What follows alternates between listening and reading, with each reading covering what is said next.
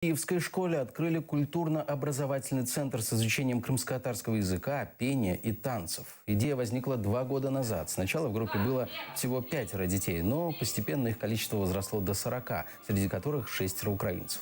За эти 2 года увеличилось количество предметов. Организаторы нашли помещение и планируют изучать с детьми еще и историю крымско-татарского народа.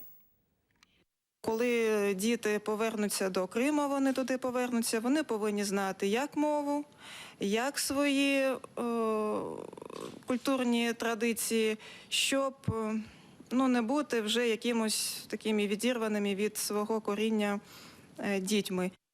Саме з цією метою збереження своєї національної та культурної спадщини в місті Києві активні батьки восені 2014 року об'єднались в ініціативну групу «Кримська родина», яка самотужки почала створювати умови для занять для дітей, для вивчення мови та культур.